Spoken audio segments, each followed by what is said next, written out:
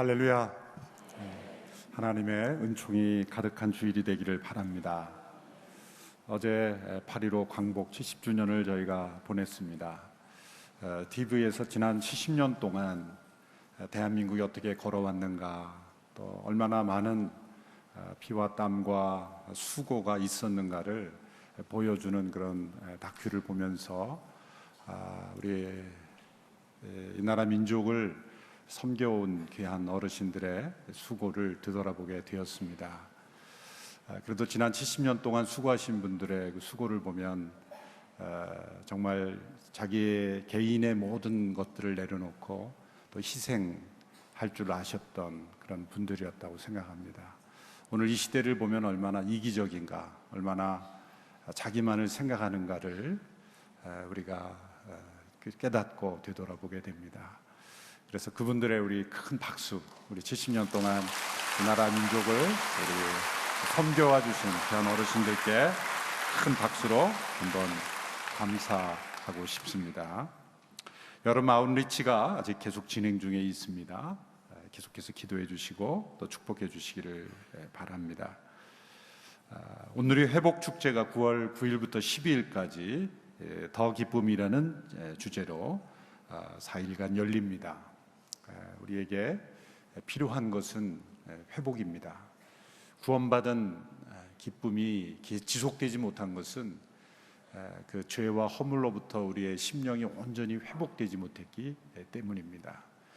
구원은 회복입니다. 이 회복의 축복을 우리가 누릴 수 있는 우리 성도들이 되기를 바랍니다.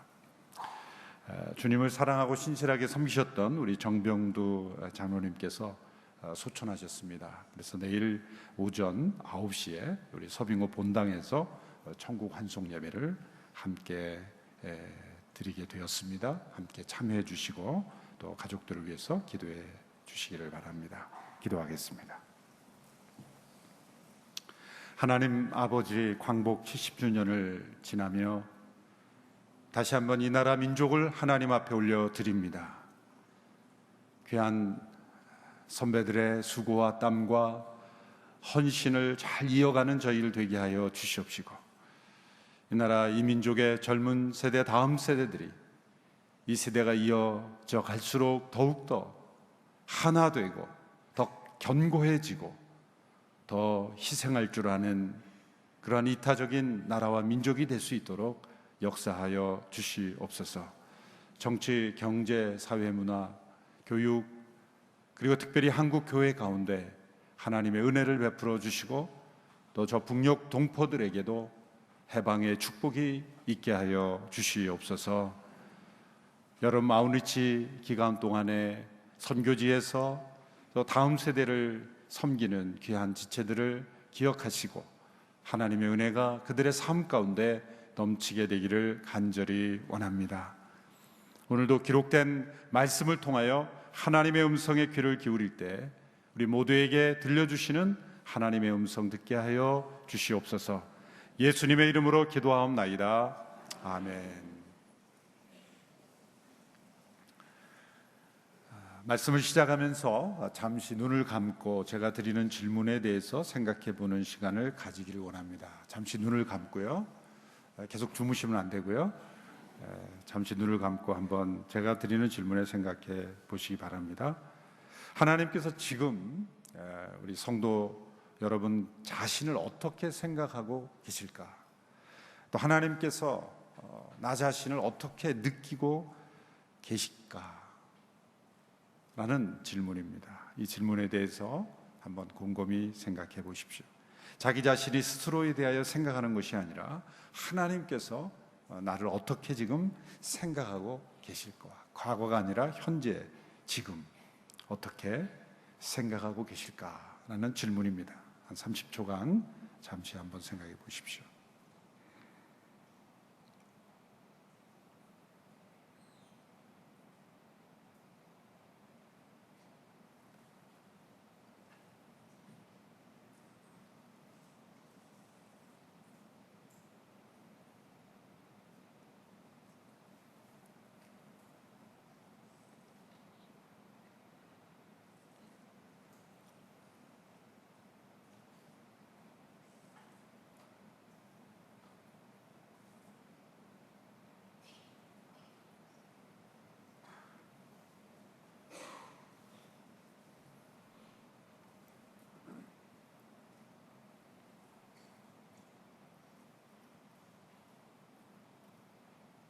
네, 어떤 생각이 드셨습니까?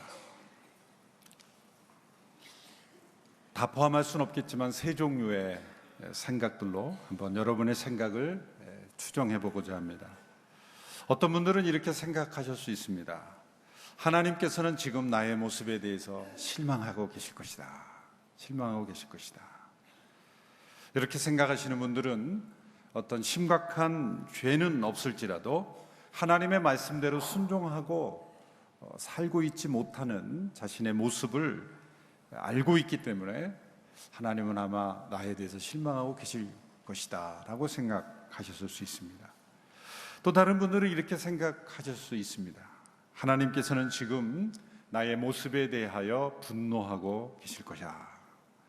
이렇게 생각하시는 분들은 하나님께서 나의 크고 많은 죄를 알고 계시기 때문에 그 죄책감 때문에 하나님께서 분노하실 것이라고 그렇게 생각하고 계실 것입니다.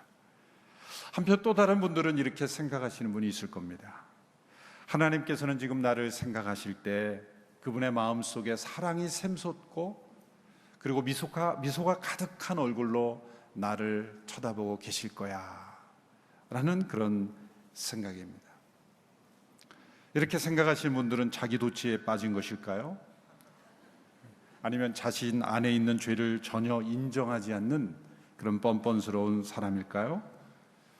아니라고 생각합니다. 자신의 죄를 잊고 있는 것도 또 죄의 심각성을 모르는 것도 아닐 것입니다.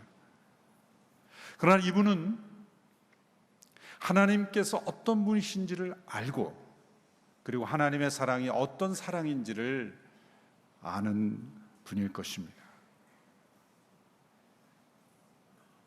그래서 세 번째 생각이 든다면 정말 하나님이 어떤 분이신지를 알고 그리고 하나님의 사랑이 그 안에 거하시는 분이라고 말할 수가 있습니다.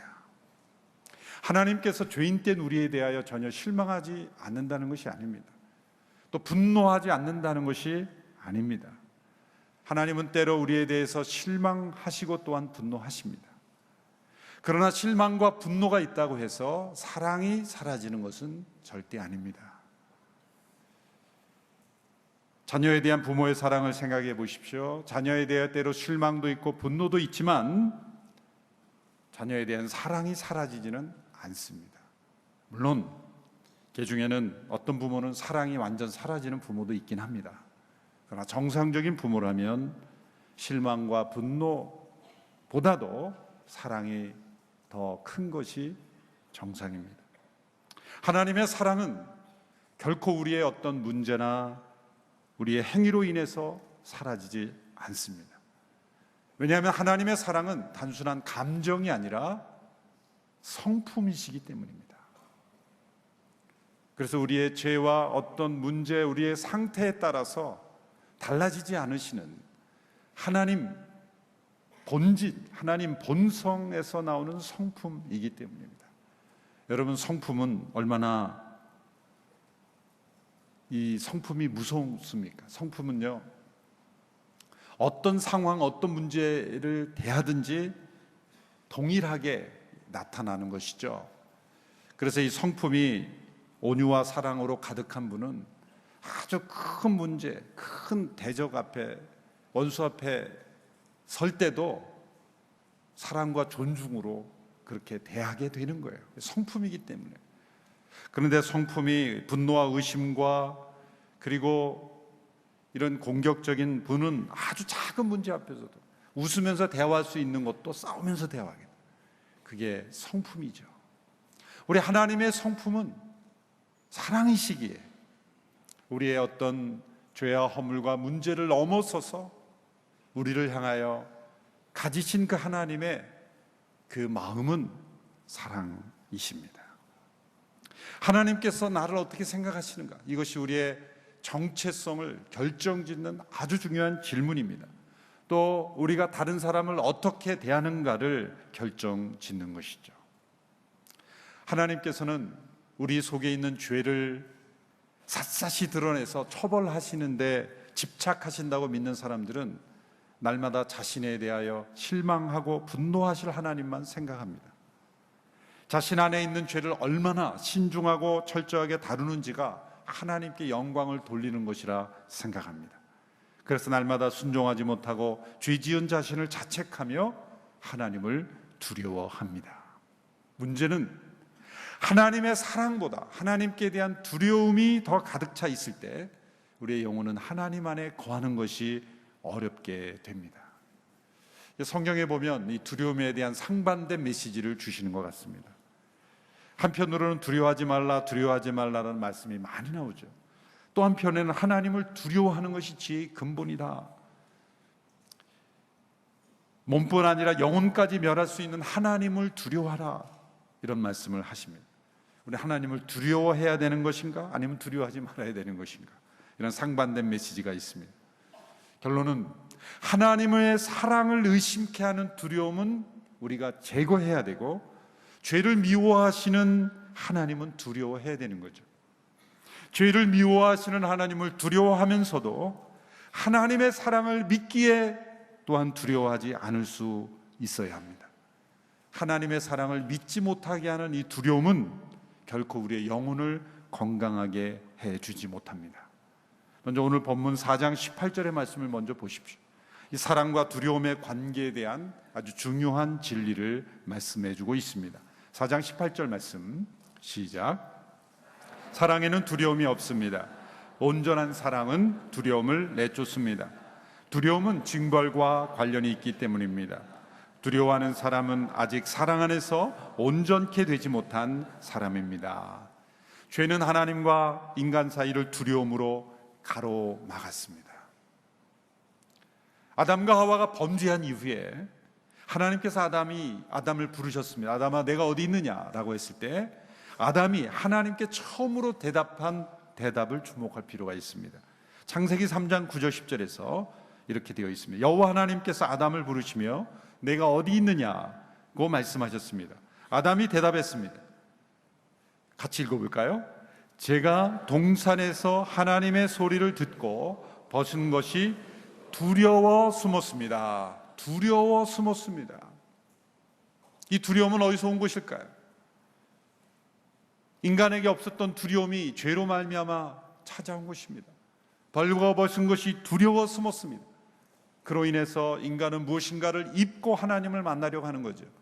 그래서 스스로 옷을 입었습니다. 그렇다고 그 두려움이 사라졌을까요? 우리는 하나님 앞에 나갈 때 지식의 옷, 문화의 옷, 종교의 옷, 많은 옷들을 입음으로써 자신을 포장하여 자신의 두려움을 감추는 거예요. 때로는 선행을 통해서 우리의 죄를 감추고 하나님 앞에 나가고 싶은 거예요. 우리 안에 있는 죄로 말미암는 이 존재로부터 나오는 두려움, 그 두려움을 우리는 포장함으로써 벗어보려고 하는 것이죠. 하나님은 그 옷을 벗겨버리십니다. 너 스스로 만든 옷으로는 그 두려움이 해결되지 않는 것이다. 여러분, 이 두려움은 어떤 문제를 만들어냅니까? 벌거벗은 있는 모습 그대로의 모습으로는 하나님이 나를 사랑하시지 않을 것이다. 나는 사랑받을 만한 존재가 못 된다. 하나님의 사랑은 나의 있는 모습 그대로를 받아들이지 않을 것이다. 그래서 심지어는 하나님의 사랑을 받기 위해서 우리는 먼저 하나님을 위해 무엇인가를 많이 해야 된다고 생각하는 거예요. 하나님의 사랑조차도 내가 하나님을 위해서 많은 수고와 하나님의 위해서 많은 헌신과 사랑을 먼저 드려야 하나님께서 나를 사랑하실 것이다. 그렇게 생각하는 것이죠. 이러한 인간의 마음속에 있는 깊은 두려움, 이것은 어디서 나오는 것일까요? 죄책감에서 나오는 거예요. 죄책감에서 나오는 그 두려움이 하나님의 사랑을 받지도 못하게 하고 또 하나님을 사랑하는 일도 방해하고 있는 것입니다. 또한 다른 사람도 사랑하지 못하게 만들고 있는 것입니다. 그런데 오늘 18절 말씀에 두려워하는 사람은 아직 사랑 안에서 온전케 되지 못한 사람이며 그러나 온전한 사랑은 두려움을 내쫓는다라고 말씀하고 있습니다. 얼마나 놀라운 말씀입니까? 우리 안에 임한 하나님의 사랑은 우리의 영혼 속에 있는 모든 두려움을 내쫓아서 우리가 하나님의 사랑 안에서 온전케 되게 하시는 것입니다. 여러분, 이 두려움은 생각보다 아주 뿌리가 깊어서 그리고 교묘하게 우리 마음에 숨어 있어요. 문제는 깊은 두려움에 사로잡혀 있는 사람조차도 자신이 두려워하고 있다는 것을 잘 몰라요. 우리의 많은 문제점이, 하나님과 우리 사이의 문제, 또 우리와 다른 사람과의 관계 문제의 많은 부분이 두려움 때문에 다 나오는 거예요. 성격이 급하고 쉽게 분노하고 다른 사람을 막 해치려 하는 사람도 다 어디서 나오는 겁니까? 두려움에서 나오는 거예요. 우리 아이들의 심리를 보면은 굉장히 공격적인 아이가 왜 그렇게 나오는가? 알고 보면 두려움이에요. 두렵기 때문에 자기를 과민하게 반응하는 거죠. 다 두려움입니다. 우리 몸 안에 이 질소도 만들어 이 잘못 그 면역 체계가 파괴되는 것도 뭡니까? 외부에서 오는 어떤 불순한 그 영향에 대한 과민 반응이 다 두려움이죠. 일종의 두려움입니다. 이 두려움이 깊이 우리의 마음속에 자리 잡고 있을 때 우리의 관계도 다 파괴되고 하나님을 잘 알지 못하게 되는 거예요. 두려움이 많을수록 미신에 잘 빠지는 거예요. 두려움이 많을수록 다른 사람의 말에 민감해서 잘 흔들리는 것입니다. 다 두려움의 문제예요. 우리의 믿음이 하나님을 사랑하고 하나님의 사랑 안에 거하지 못하는, 축복을 누리지 못하는 것은 두려움으로 노예와 같이 하나님이 내가 잘하지 못하면 하나님이 나를 미워하실 거야, 하나님의 그 사랑을 받지 못하는, 믿지 못하는 마음 때문에, 두려움 때문에 하나님의 사랑을 누리지 못하는 거예요. 여러분, 매주일 예배 출석하는 게 혹시 두려움 때문에 나오신 분 계세요? 주일날 예배 출석 안 하면 하나님 나를 벌 주실까 봐 두려워서, 두려움 때문에 혹시 나오신 분 계십니까? 그러면 한번 과감하게 주일 예배에 빠져보세요. 하나님이 벌 주시나? 제가 예배를 빠지라고 이렇게 여러분에게 잘못되게 인도하는 게 아니에요. 그런 두려움 때문에 우리가 믿음의 생활을 하면 기초가 잘못되어 있는 거예요. 그러면 많은 수고와 헌신을 하는데 그 수고와 헌신이 뭡니까? 하나님의 사랑을 누리는 그런 기쁨의 섬김이 아니라 자꾸 공로가 되는 거죠. 내가 이렇게 하나님 앞에 많은 것을 쌓아 올렸기 때문에 하나님이 나를 사랑해 주셔야 된다라고 하는 잘못된 관계 속에서 계속 들어가는 거예요. 잘못된 종교적 의무감, 종교적 공로의식, 하나님과 우리의 관계가 잘못되어 가는 거예요. 바로 누가복음 15장에 나오는 큰아들과 같은 모순에 빠지는 거죠. 집을 나간 적도 없고 한 번도 아버님의 명을 어긴 적이 없거늘, 그런데 그 아들은 아버지의 마음과 전혀 다른 차원의 마음이 되어버린 것이죠. 이 모든 것이 다 두려움입니다. 그런데 이 두려움 자체는 우리에게 어쩔 수 없는 거죠. 그리고 이 두려움을 통해서 하나님은 우리를 사랑으로 인도하시기도 합니다. 성 어거스틴은 이런 말을 했습니다. 두려움은 사랑을 위한 길을 예비한다. 두려움이 없다면 사랑으로 들어가는 문도 없다. 두려움이 약이라면 사랑은 치료이다. 두려움은 사랑으로 인도한다. 그러나 사랑이 온전해질 때 두려움은 끝난다. 온전한 사랑이 두려움을 내쫓는다. 하나님은 우리의 그 두려워하는 마음을 통해서도 사실 역사하셔서 우리를 사랑으로 인도하시는 거예요. 이 하나님의 사랑이 우리 안에 있는 두려움을 내어쫓으면 우리가 어떤 마음을 가지게 되는가? 담대함을 가지게 된다. 오늘 요한일서 4장 16절 17절의 말씀을 우리 같이 한 목소리로 함께 읽겠습니다. 시작. 우리는 우리를 위한 하나님의 사랑을 알고 또한 믿었습니다. 하나님은 사랑이십니다. 누구든지 그 사랑 안에 거하는 사람은 하나님 안에 있고 하나님도 그 안에 사람 안에 계십니다. 이렇게 하나님의 사랑이 우리 안에서 온전히 완성되면 우리는 심판날에 담대함을 갖게 될 것입니다. 이는 그리스도께서 이 세상에서 사신 것처럼 우리도 이 세상에서 그렇게 행하기 때문입니다. 여기에 담대함이란 단어를 주목하십시오. 하나님의 사랑이 우리 안에 있는 모든 두려움을 내어 쫓게 되었을 때 우리의 마음속에는 담대함을 가지게 되는 거예요. 이 담대함은 뻔뻔함이 아닙니다. 자신 안에 있는 죄가 있음에도 불구하고 없다고 우기며 자기는 괜찮다고 여기는 그런 뻔뻔스러움이 아닙니다. 자기 안에 양심의 자책에 따른 그러한 죄가 분명히 있음을 알지만, 그러나 자신에게 임하신 그 하나님의 사랑을 깨닫고 그 사랑 안에 거함으로 인해서 하나님의 심판 앞에 섰을 때도 담대할 수 있는 그 담대함, 이것이 바로 하나님의 사랑이 우리 안에 온전케 되었다, 그런 뜻입니다. 여러분, 우리의 믿음의 생활에서 하나님의 사랑이 내 안에서 온전케 되지 못하면 날마다 우리는 두려움 속에서 믿음의 생활을 하는 거예요. 천국 가기 위하여 신앙생활을 하는 거예요. 하나님 앞에 벌 받을까 봐 무서워서 신앙생활을 하는 거예요.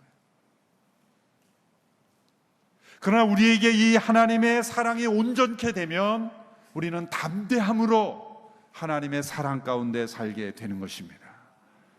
그래서 제가 처음 질문 드릴 때 하나님께서 나를 어떻게 생각하실 것인가 라고 했을 때, 하나님은 지금 나를 너무나 사랑하셔서 그 마음속에 사랑이 샘솟고, 그리고 나를 활짝 미소 짓는 얼굴로 웃고 바라보고 계실 거야. 이게 담대함입니다. 만약 그런 생각이 떠오르지 않았더라면 오늘 이 말씀을 통해서 여러분의 마음속에 그 하나님의 사랑이 온전케 되기를 축원합니다. 하나님께서 나를 바라보시며 나를 기뻐하시며 나의 죄와 허물에도 불구하고 그리스도 예수 안에 있는 나를 하나님께서는 미소를 지으며 바라보고 계실 거야. 아직도 그러한 마음이 떠오르지 않는다면 무엇이 문제일까요? 믿음이 문제입니다. 그래서 오늘 본문 16절에 이렇게 말씀했잖아요. 우리는 우리를 위한 하나님의 사랑을 알고 또한 어떻게 했다고요? 믿었습니다. 믿음인 겁니다. 하나님의 사랑이 왜 우리 안에서 온전케 되지 못합니까? 믿음이 부족하기 때문이에요. 믿음이 파괴되었기 때문이에요. 믿음이 손상되었기 때문입니다. 그래서 하나님께서 우리를 얼마나 사랑하시는지를 믿지 못하는 거예요. 그러나 우리의 믿음은 하나님께서 우리를 사랑하시는 것을 있는 그대로 믿는 그런 믿음의 단계로 나가야 될 줄로 믿습니다. 하나님, 나에게 이 믿음을 주시옵소서. 그리스도 예수 안에서 완전히 나를 용서하시고 나의 모든 허물에도 불구하고 나를 사랑으로 대하시는 그 하나님을 제가 믿게 해 주십시오. 믿음이 필요한 겁니다. 그 뛰어난 신학자인 벵겔이라는 분이 우리 그리스도인의 영적 생활의 발전을 이렇게 4단계로 표현했습니다. 첫 번째 단계는 두려움도 없고 사랑도 없는 단계입니다. 두려움도 없고 사랑도 없는 단계. 우리가 죄인인 줄도 몰랐을 때는 사랑도 없고 두려움도 없어요. 근데 두 번째 단계, 사랑 없이 두려움만 있는 단계입니다. 우리가 얼마나 죄인인 줄 깨달았을 때는 하나님을 두려워하게 되는 거예요. 그런데 세 번째, 우리의 큰 죄도 불구하고 우리를 사랑하신 그리스도의 십자가의 사랑을 깨닫게 될 때, 그 하나님의 사랑을 경험하게 될 때, 그러나 동시에 두려움이 여전히 있는 거예요. 그래서 두려움과 사랑 모두가 있는 단계. 그러나 네 번째 단계, 그리스도 안에 있는 하나님의 사랑을 알고 완전히 믿게 될 때는 두려움이 사라지고 하나님의 사랑이 우리 안에 온전케 되어 있기 때문에 두려움이 사라지고 사랑만 있는 단계, 담대함만 있는 단계예요. 여러분, 우리의 영적 생활이 이렇게 발전해 갈 수 있게 되기를 축원합니다. 두려움에서 담대함으로 그렇게 점점점 하나님 앞에 나아가는, 무엇이 우리의 마음을 두려움에서 이렇게 담대함으로 변화시킨단 말입니까? 하나님의 사랑이에요. 그 하나님의 사랑이 우리 안에 온전케 되기를 축원합니다. 오늘 본문에서는 우리를 위한 하나님의 사랑이 어떤 사랑이기에 우리 안에 있는 두려움을 내쫓고 또 담대함을 가지게 해주시는가를 설명해 주고 있습니다. 그 사랑은 온전한 사랑입니다. 완전한 사랑입니다. 그 온전한 사랑이 어떤 사랑인지를 우리에게 설명해 주고 있습니다. 오늘 본문 9절, 10절 그리고 13절 이어서 함께 읽겠습니다. 시작. 하나님의 사랑이 우리에게 이렇게 나타났습니다. 곧 하나님께서 자기의 독생자를 우리에게 보내주셔서 그분으로 말미암아 우리가 생명을 얻게 하신 것입니다. 사랑은 여기에 있습니다. 곧 우리가 하나님을 사랑한 것이 아니라 하나님께서 우리를 사랑하셔서 우리 죄를 위해 그분의 아들을 화목제물로 보내주셨습니다. 4장 13절 하나님께서 우리에게 성령을 보내주셨습니다. 이것으로 우리는 우리가 하나님 안에 하나님께서 우리 안에 계시는 것을 압니다. 이 사랑이 왜 온전한 사랑입니까? 하나님 편에서 보면 삼위일체 하나님 안에서 그분의 온전한 사랑으로 우리를 창조하셨고 우리를 구원하셨기 때문이에요. 성부 하나님께서 성자 하나님을 사랑하십니다. 그 예수님을 사랑하십니다. 그 성자 예수님께서 성부 하나님을 사랑하십니다. 그리고 그 성령 하나님을 사랑하시는 성령 하나님을 보내십니다. 성령님은 또 예수님을 사랑하시고 그 성부 하나님을 사랑하세요. 삼위일체 하나님 안에 있는 이 온전한 사랑, 여러분 삼위일체 하나님이 어떻게 그렇게 완전히 하나 된 상태로 존재할 수 있습니까? 거기에는 온전한 사랑, 완전한 사랑이 존재하기 때문이에요. 하나님이 완전하신 사랑이 아니라면 삼위일체 하나님은 존재하지 않습니다. 인간이 두세 사람이 함께 아무리 연합하려고 해도 온전한 연합이 이루어지지 않는 것은 온전한 사랑이 없기 때문에.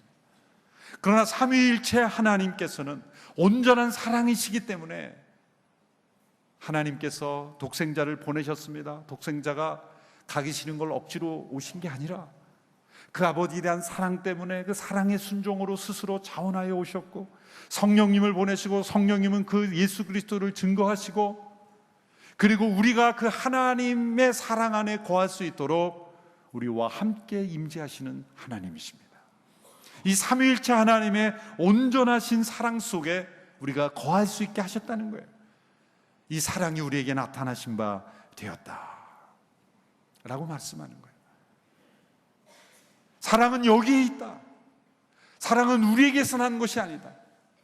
그것은 삼위일체 하나님 안에 있는 것이다. 그 사랑이 우리에게 나타나신 바 되었어요.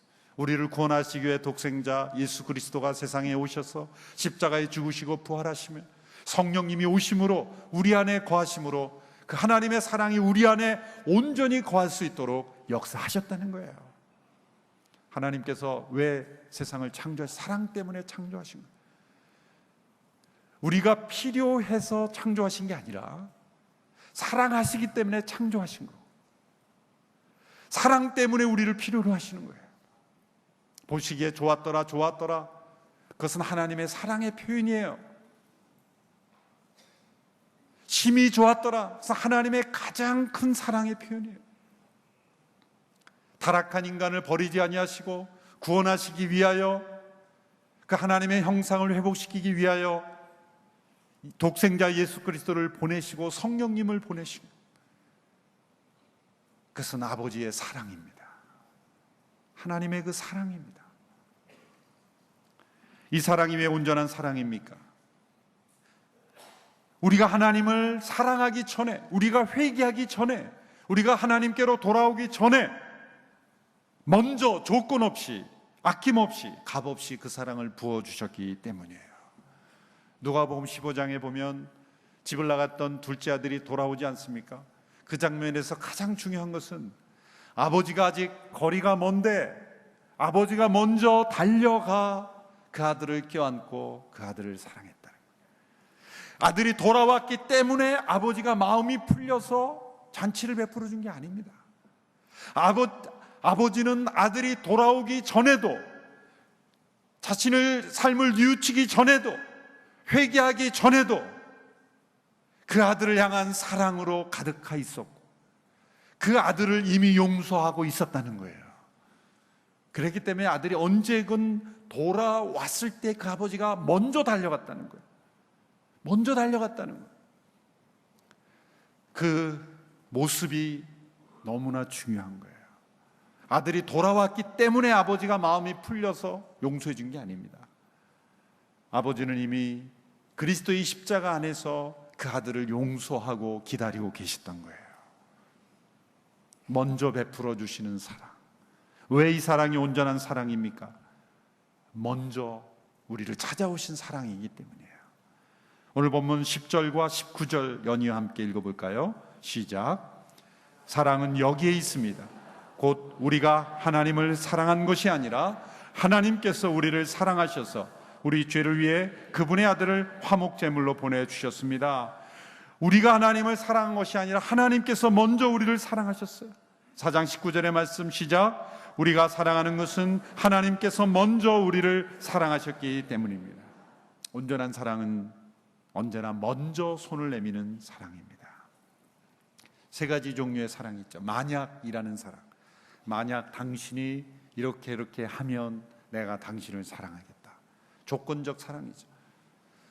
무엇 때문에 사랑이 있습니다. 그것은 사랑받을 만한 가치가 있기 때문에 사랑하는 거죠. 당신이 이러하기 때문에 내가 당신을 사랑한다는 거죠. 그것은 온전한 사랑이 아닙니다. 조건이 없고 받을 만한 가치가 없을 때는 사랑이 주어지지 않기 때문에. 온전한 사랑은 그럼에도 불구하고의 사랑이에요. 먼저 베풀어주는 사랑은 언제나 그럼에도 불구하고의 사랑이에요. 먼저 손 내밀고, 먼저 용서하고, 먼저 화해를 요청하고, 먼저 양해를 구하고, 먼저. 이 사랑은 언제나 우선권을 가집니다. 하나님은 우리를 구원하시는 일에 있어서 언제나 먼저 우리를 사랑하십니다. 여러분, 어느 날 문득 내가 하나님 앞에 회개해야 되겠다는 생각이 들어서 하나님 앞에 나오면 내가 먼저 나온 줄 알죠? 아닙니다. 하나님께서는 먼저 돌아온 아들을 기다리던 아버지처럼 두 손을 활짝 열고 그 아들을 기다리고 계시는 표정으로 우리를 기다리고 계십니다. 그럴 때 우리는 어떻게 생각합니까? 진작 올 걸. 이렇게 먼저 용서하고 기다리시는 줄 알았으면 진작 올 거라는 생각이 드는 거예요. 하나님은 우리보다 항상 먼저 우리를 앞서 용서하시고 우리의 어떤 상태도 불구하고 하나님의 사랑은 먼저 우리에게 베풀어 주시는 사랑인 줄 믿으시기를 바랍니다. 그러므로 우리의 상태에도 불구하고 우리 안에 자책할 문제가 있음에도 불구하고 나를 향한 하나님의 표정은 미소가 가득한 하나님의 사랑의 모습이라는 것을 믿는 것은 잘못된 생각이 아닙니다. 이 사랑이 왜 온전한 사랑입니까? 이 하나님의 먼저 베풀어 주시는 온전한 사랑, 그럼에도 불구하고 베풀어 주시는 이 사랑을 경험한 사람은 이 사랑이 나에서 멈추지 않고 우리로 서로에게 그 사랑이 향하기 때문에 온전한 사랑인 것입니다. 브리츠 쿤켈이라는 심리학자는 사랑이란 우리의 심리학이다, Psychology of We, 우리의 심리학이다 라고 그렇게 표현했습니다. 오늘 본문 7절 11절 우리 같이 한번 읽어볼까요? 시작. 사랑하는 여러분, 우리가 서로 사랑합시다. 사랑은 하나님에게서 난 것이기 때문입니다.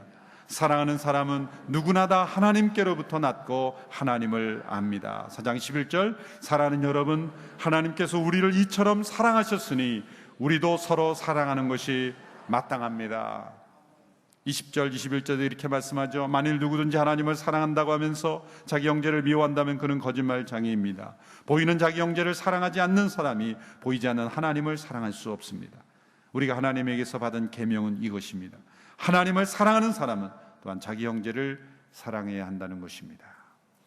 여기 사랑합시다, 사랑하는 것이 마땅합니다 이렇게 강조하지만 그보다 더 많은 부분을 어디에 할애했습니까?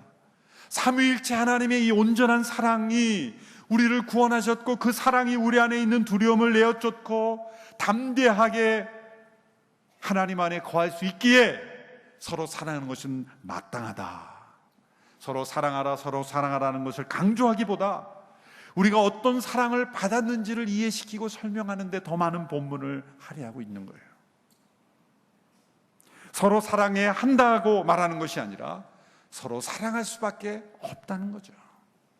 이 삼위일체 하나님의 사랑 안에 거하는 사람은 서로를 향하여, 누군가를 향하여 사랑이 흘러가고 있는 것입니다. 그러므로 이렇게 말하는 거죠. 8절에 사랑하지 않는 사람은 하나님을 알지 못합니다. 왜냐하면 하나님은 사랑이시기 때문입니다. 여러분, 우리 안에 있는 어떠한 사랑은, 그 사랑은 모두가 다 하나님에게서 나온 사랑이에요. 여러분, 시냇가에 흐르는 물은 원래 어디 있던 겁니까? 사실은 저 넓은 대양 바다에 있던 거 아니겠습니까? 그것이 열기에 의해서, 그 증기에 의해서 구름으로 되고 비가 돼서 이 대륙에 그 비가 뿌려지면 또 그 물이 골짜기를 따라 시내를 따라 내려가 또 바다로 흐르고, 사실은 하나님의 사랑으로부터 우리에게 그 사랑의 단비가 내려서 그 사랑이 흘러가는 거예요. 사랑의 근원은 삼위일체 하나님이십니다. 그 사랑이 우리 가운데 임하고, 그리고 그 사랑이 다른 사람에게 흘러가는 이런 사랑의 순환이 우리의 삶 속에 흘러나게 될 줄로 믿습니다. 그러므로 누군가를 사랑하는 사랑이 메말랐다면 자신을 자책하기보다 먼저 삼위일체 하나님이 나를 어떻게 사랑하시는가, 그 사랑 안에 거하는 그 사랑을 믿고 나를 얼마나 사랑하시는지를 먼저 믿어야 합니다. 그리고 그 안에 거하여야 합니다. 그럴 때는 사랑이 내 안에 다시 흘러나게 될 줄로 믿습니다. 두려움이 담대함으로 변화되기를 축원합니다. 상대방에게 먼저 요구하기보다 내가 먼저 사랑하는 사랑으로 변화되기를 원합니다. 나로부터 우리로 변화되는 그런 사랑으로 변화되는 우리 모두가 되기를 주님의 이름으로 축원합니다. 기도하겠습니다. 하나님 아버지, 우리를 사랑하심을 감사합니다. 그 사랑을 믿지 못하고 받아들이지 못하고 느끼지 못한 저희들을 긍휼히 여겨 주옵소서. 우리를 얼마나 사랑하시는지, 십자가 예수 그리스도의 보혈을 흘리기까지, 성령님을 보내시기까지 우리를 사랑하시는 그 사랑이 얼마나 놀랍고 크신 사랑인지를 우리가 믿고 알고 누리는 우리 모두가 되기를 간절히 원합니다. 그 사랑 안에 거하기를 원합니다. 우리 안에 그 사랑을 믿지 못하기에 숨어있던 모든 두려움, 우리의 삶을 무너뜨리고 황폐하게 하고 관계를 깨뜨리고 하나님 안에 거하지 못하게 하는 모든 두려움이 떠나가게 하여 주시옵시고, 심판날에 이를 때 담대할 수 있는 그 담대함으로, 하나님의 사랑 안에 온전케 된 그 담대함으로 날마다 승리하며 살아가게 하여 주옵소서. 서로를 향한 사랑으로 나가기를 원합니다. 내가 체험한 그 사랑, 하나님 안에 거하는 나의 마음이 하나님의 사랑의 통로가 되어서 나의 사랑이 필요로 한, 하나님의 사랑이 필요로 한 그 누군가에게 사랑의 축복의 샘이 되게 하여 주시옵시고, 사랑의 샘물, 사랑의 시냇가가 되어 흐르게 하여 주시옵소서. 주님, 사랑이 메말라버린 저희들의 심령입니다. 오늘 이 아침에 우리의 심령 속에 임재하여 주셔서 하나님의 사랑이 회복되게 하옵소서. 하나님의 사랑 안에 온전케 되게 하여 주시옵소서. 예수님의 이름으로 기도하옵나이다. 아멘.